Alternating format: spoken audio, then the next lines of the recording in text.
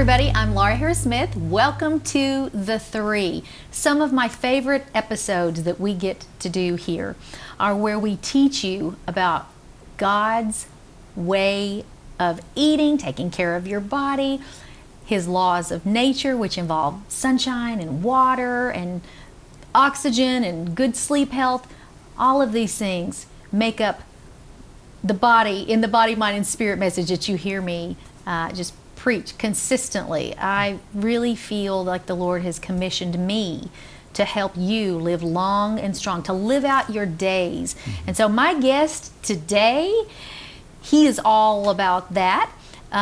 But he also has some really interesting, as we've just been chatting in the last few minutes, this man has authored over 30 books and booklets, and they cover a wide variety of issues. And one of the ones that we're going to get in today is we're going to talk about the topic of preppers and, you know, people who are getting nervous and talking about the end of time, and they're wanting to just hide and store up food. And there's so many things that we want to dive in here today to, because you know this is a topic that you've thought about. And today we're going to explore it and give you some great ideas. But as I introduce you, Pastor Doug Batchelor, you are the pastor in California of Granite Bay Hilltop, is that right, church? Mm-hmm. And it is a Seventh-day Adventist church. So the reason that I mentioned to the viewer that we're going to get into a little bit of this in terms of how to take care of the body, I do want to spend a minute on that, because you're a vegetarian, vegan, even for the last 8 years. I am absolutely in love with the SDA churches, their position on that is a part of who God has called us to be, is to take care of the temple of the Lord. And so you live that. I didn't even know that when I first came across your work. But just talk to us for just a moment about that, just healthy living. Well, it's one of my favorite subjects. I didn't grow up a Seventh-day Adventist or a Christian. I was an atheist. But at one point in my life, I actually had a meat business. And so I was eating just the very best cuts of meat 3 times a day, and I learned some things, and I wasn't feeling very good. I was a comparatively young man. And started turning more towards vegetarianism, and just felt a lot better. And so it wasn't for religious reasons. I started out just because I saw the health benefits, and I had learned some other things. And so 40 years now, I think I've been a vegetarian. Wow. And like I said, 8 years a vegan. And don't get me started, because I'll preach to everybody. We weren't even going to go there, were we? So I always said when I get to heaven, of course, I want to see Jesus. I want to see my grandparents. I want to see Elijah. I have now added to that list Ellen G. White, because her writing, not just as a messenger of the Lord about the secrets of the longevity of life and health, and of course spirituality, but she did it in such a incredibly creative, prophetic way with her dreams and her visions. It's just, she encapsulates everything that I'm all about, and I have a great admiration for her work. So then let me just springboard from there into what you just mentioned, which was your testimony. I mean, you were an atheist. I want you to just go back in time and tell us about the non-pastor Doug. Well, I became a Christian at about 17, so a lot of what happened, it was very intense before that. But my mother was Jewish, but you can be Jewish and be an atheist. And be an atheist, that's right. So my mom was agnostic or atheist, and my dad was pretty much the same. He had been raised Baptist, but during World War II, he was a pilot. Saw the death and suffering, thought, how can there be a God, Sure. So I grew up, I went to 14 different schools in 9 years. Goodness. But 2 military schools. I went to a military school, same one as Donald Trump actually, in New York, New York Military Academy. Catholic schools, Jewish schools, a school that was an atheist school that taught atheism. It was on a boat. Okay. Yeah, anyway. Wow. It's a ship for, it was kind of an elite school on a boat that sails around the world, but they teach atheism. And so I was so confused. And by 17, I'd kind of gone through the hippie drug thing. I ran away from home, ended up in the hills. I'm looking for, is there a purpose to life, God through hallucinogenics or Buddhism and meditation. And I moved into a cave. At this point, I'm looking for God through nature. Wow. And I lived in this cave up in the hills above Palm Springs for a year and a half. And the miracle is that someone had left a Bible in the cave. And my mother always told me, the Jews, You're kidding. Wow. We thought Christians are the problem with the world, you know. So I thought, I'm going to read it so I can argue with, we call them Jesus freaks. Sure. And this is during the same time, like Greg Laurie was coming in Southern California, same kind of experience where you know, we had this Jesus movement, they called it. So I started reading the Bible, and the short version is, by the time I got through the New Testament, I just started out thinking the thing was a bunch of fables. And when I got done with the teachings of Jesus, I finally got on my knees. And that's amazing. Been a Christian ever since. Parents still thought it was a fad, you know, so it's 40 years later. So you have had, in the course of that time, what's the time span from you're an atheist to become a pastor? Well, how many years are we talking about? Between accepting Christ and becoming a pastor, probably 10 years went by. I sold firewood, I did construction and mechanic work, and then I went back to school because I dropped out. So I got my GED, I went back to college, and the Lord just opened doors to go into ministry. And then got involved in pastoring and public evangelism, one of my favorite things, and just bringing people to Christ. I think it's good for evangelists to also pastor a church because you don't just keep preaching the same 20 sermons. That is really fascinating. You're right.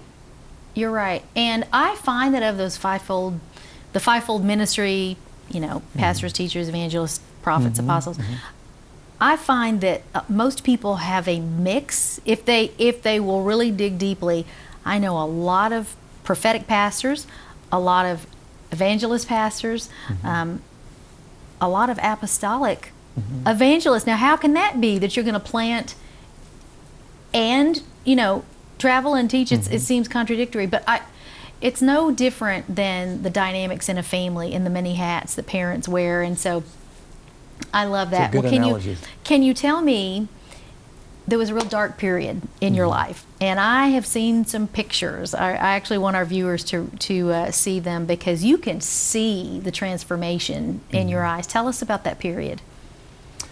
Well, there's been a couple dark periods. Which one are you thinking of? I mean, okay, drugs. You went to a place that Yeah, and just briefly, and we'll tell more after the break. My parents were both married 5 times, so I got bounced around a lot, and then. Mercy. Yeah, but my mom, she was in show business, and there's a lot of drugs. Sure. And I started doing pot with my mom at 13, and hashish, and my dad drank a lot. They divorced when I was 3, so I went back and forth between New York City and Miami. And just looking for purpose. In and out of jail, I became I started breaking into homes. I didn't need to steal. My dad was a multimillionaire. But just looking for trouble, you know, looking for excitement. And some of the other kids I would steal with, they're the kids of millionaires.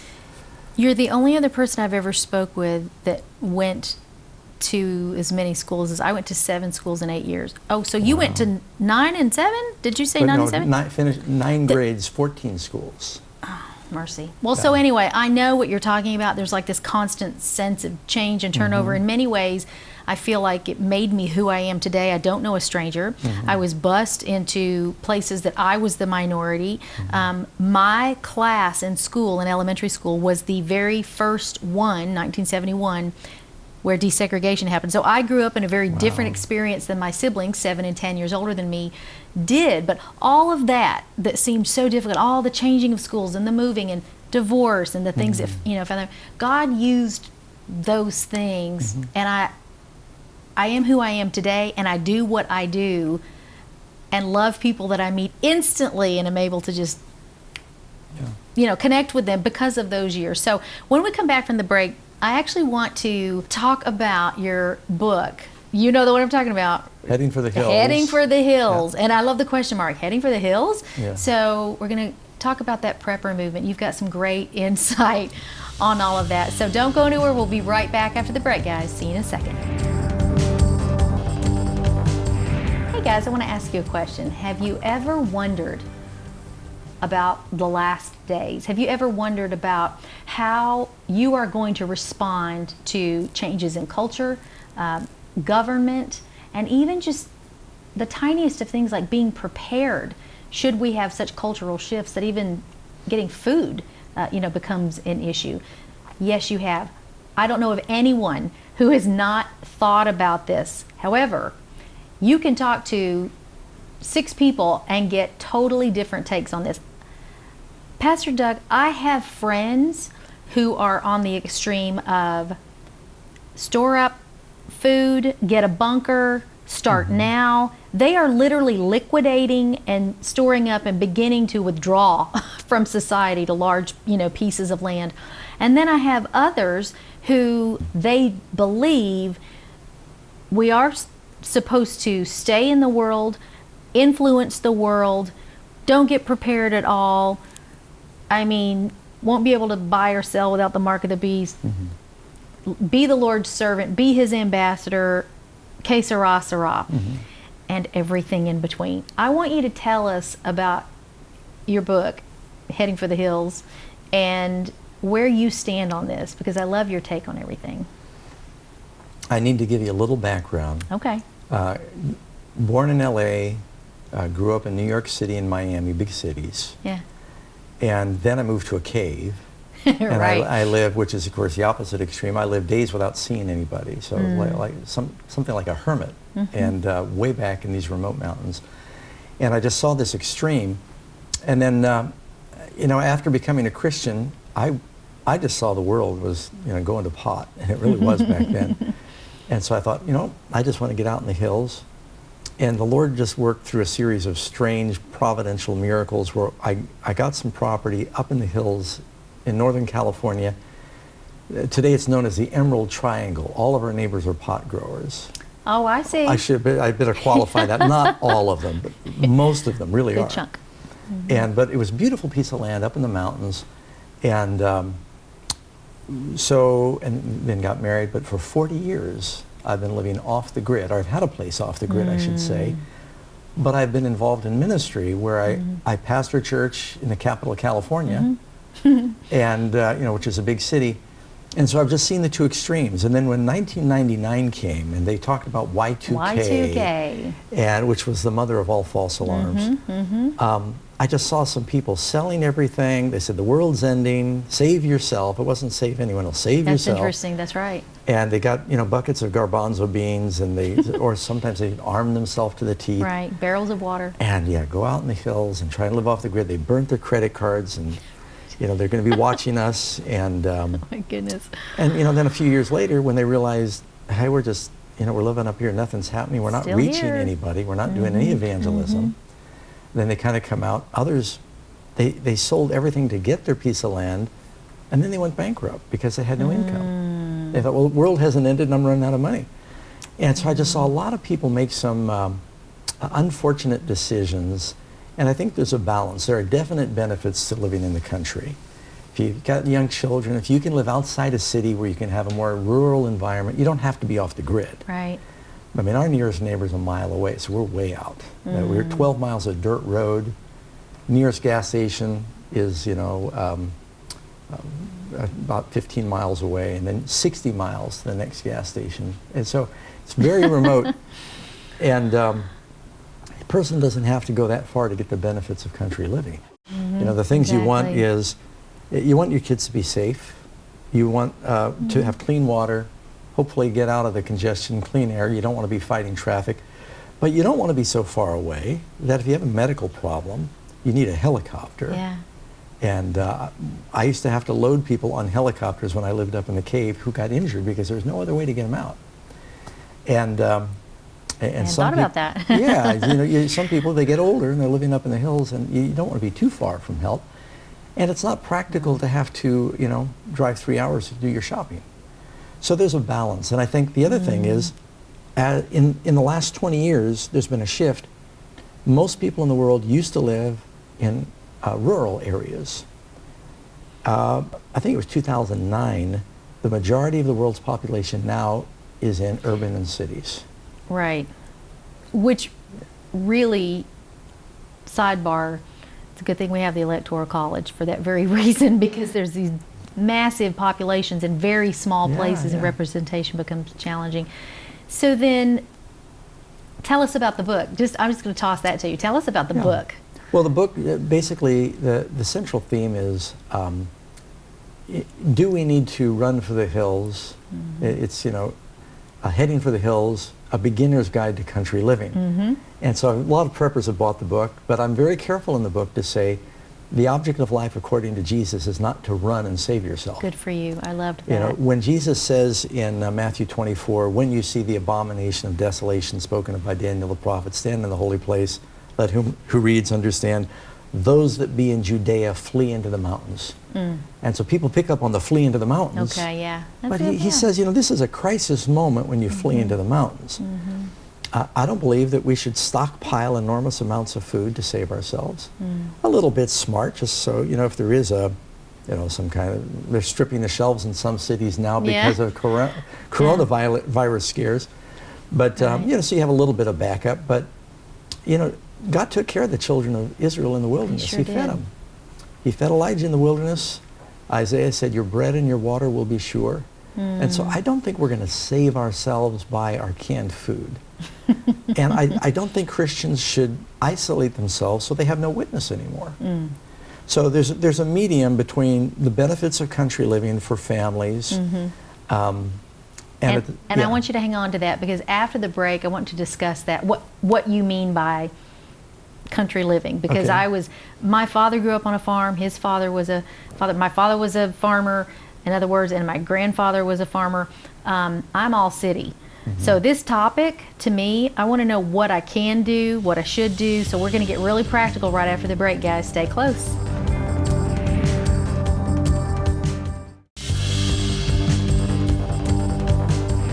Welcome back to The Three, everybody. I'm Laura Harris-Smith. We're talking to Pastor Doug Batchelor from Granite Bay Hilltop Church in California. Prolific author, media dynamo, television, radio, all of that. But you're also Karen's husband, father to 5 children. So you understand family.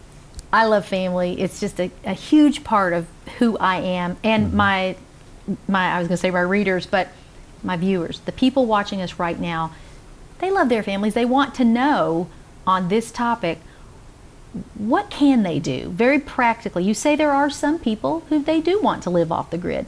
What would you recommend if there was one thing you could say do and one thing you could say don't do? What would those be? Solar is a good thing. We have a home still in the city because we pastor there. We put solar on our house and we're saving a lot of money. So solar's smart. But in our country home, which, like I said, we've had that for 40 years, we have all the conveniences of modern technology. We've got vacuum, we've got microwave, we've got everything you'd have.